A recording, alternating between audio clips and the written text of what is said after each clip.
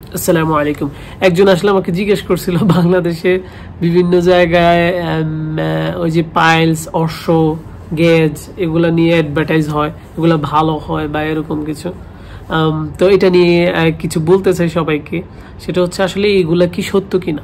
আসলে মূলত এটা যেটা আমরা মেডিকেলের ভাষায় বলি হিমোরয়েডস, মানে এটা সাধারণত কিছু মানুষ যখন অনেকক্ষণ টয়লেটে যারা থাকেন বা হইতে পারে ফাইবার কম ওয়ালা খাবার যেগুলো আছে সেই খাবারগুলো বেশি খান, প্লাস হচ্ছে পানি কম খাওয়া, এসব কারণে কি হয় ওই পায়খানার সময় ওদের অনেক প্রেশার দিতে হয়। তো ওই ক্ষেত্রে কি হয় হিমোরয়েডস হয় অনেকের।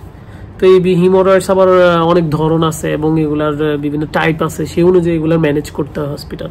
তো আপনারা কখনোই এইসব জিনিস নিয়ে এইসব জিনিসের টাকা পয়সা নষ্ট করবেন না আমি মনে করি, বিকজ এগুলার জন্য খুবই অ্যাডভান্সড ভালো ভালো ট্রিটমেন্ট আছে। তো সার্জিক্যাল প্রসিডিউর বিভিন্ন আছে, প্লাস আপনার ইভেন ইন্টারভেনশনাল কিছু প্রসিডিউর আছে এগুলোর জন্য। তো এগুলো হচ্ছে আপনারা যাবেন গ্যাস্ট্রোএন্টারোলজিস্টের কাছে, যাইলেই আপনারা এটার সমাধান পাবেন ইনশাআল্লাহ। তো এই জিনিসগুলো থেকে কিভাবে বেঁচে থাকবেন, যেমন হিমোরয়েডস আপনার হয় সাধারণত আপনি একদম পানি কম খাচ্ছেন, আপনি সাধারণত 2 থেকে 3 লিটারের ভিতরে অ্যাভারেজ 2.5 লিটার পানি খাবেন নিয়মিত। তারপরে এমন সব খাবার খাবেন যেটা আপনার পায়খানাকে খুবই সফট করে ফেলে আর কি, মানে একদম সফট না, মানে মোটামুটি সফট করে ফেলে। এই জিনিসটা অনেক মানুষ হয়তো কেয়ারফুল না, বাট এটা খুবই ইম্পর্টেন্ট। এটা যাদের হয়, বিশেষ করে যেটা গ্যাজ বলা হয় আমরা যেটাকে, ওই যে এইসব ছোটবেলায় আমি দেখতাম বিভিন্ন অ্যাডভার্টাইজ থাকতো বিভিন্ন জায়গায়। তো এই গ্যাসটা সাধারণত এটা হচ্ছে ফিশার, অ্যানাল ফিশার আর কি। তো এটা অনেকের অ্যাবসেসের কারণে হয়। অ্যাবসেস বলতে ফোঁড়া, যেটাকে আমরা বলি বাংলাতে, সহজ বাংলাতে। তো ফোঁড়া হইলে কি হয়, ফোঁড়াটা আস্তে আস্তে আস্তে বড় হইতে হইতে ফিশারে পরিণত হয়। তখন এই জিনিসটা আবার বিভিন্ন পদ্ধতিতে এটাও সমাধান করা খুব ইজি, এত কোনো কঠিন কিছু না।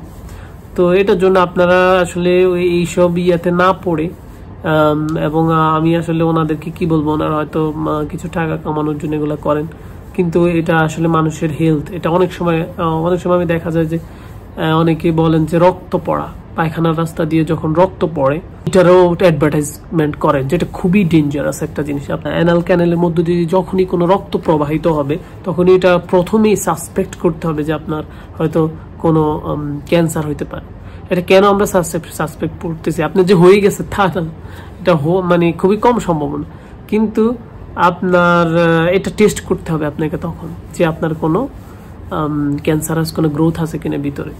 বিকজ এটা যদি একবার হয়ে যায় আপনার পুরো জীবন আপনি ধ্বংস হয়ে যাবে। আপনি যতই সারা জীবন টাকার পিছনে দৌড়তেছেন, বিজনেসের পিছনে দৌড়তেছেন, কিন্তু আপনার হেলথ যদি ভালো না থাকে সেদিন আপনি বুঝবেন যে দুনিয়ার সবকিছু আসলে বৃথা। সুতরাং আপনার $1 বিলিয়ন থাকলেও আপনি যদি হেলদি না হন আপনার জীবনের কোনো মূল্য নেই, বিকজ আপনি তখন ওইটাকে ফিলই করবেন।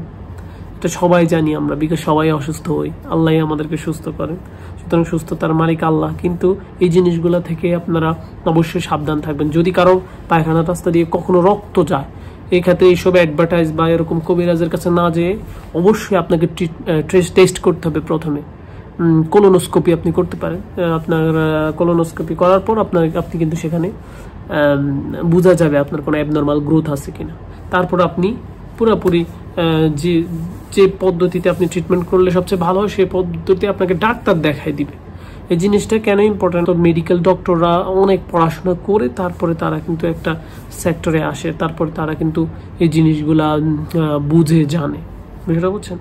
তো আপনার পুরো ট্রিটমেন্ট মেথডটা কি হইতে পারে, আপনার অরিজিনাল ডায়াগনোসিসটা কি, সেটা না জেনে আপনি যখন অন্য কারো কাছে এভাবে যাবেন, কবিরাজ বা অন্য কেউ, তখন দেখা যাবে যে আপনার টাকাটাও নষ্ট এবং মূল্যবান যে সময়, আপনি যে সহজে যদি ডায়াগনোস করে ফেলা যায় বিভিন্ন পদ্ধতিতে, কিন্তু ইভেন কোলোনোস্কোপিক প্রসিডিউরের মাধ্যমেও কিন্তু ছোটখাটো মানে প্রথম স্টেজের যেসব ক্যান্সারাস মানে গ্রোথ আছে সেগুলোকে কিন্তু ট্রিট করা যায়। কিন্তু আপনি যদি লেট করে ফেলেন আপনার সেটাও হবে মারাত্মক। আপনার পুরা কোলন পুরো কেটে ফেলতে হইতে পারে, বা ইন্টেস্টাইনের একটা নির্দিষ্ট সেগমেন্ট কেটে ফেলতে হইতে পারে।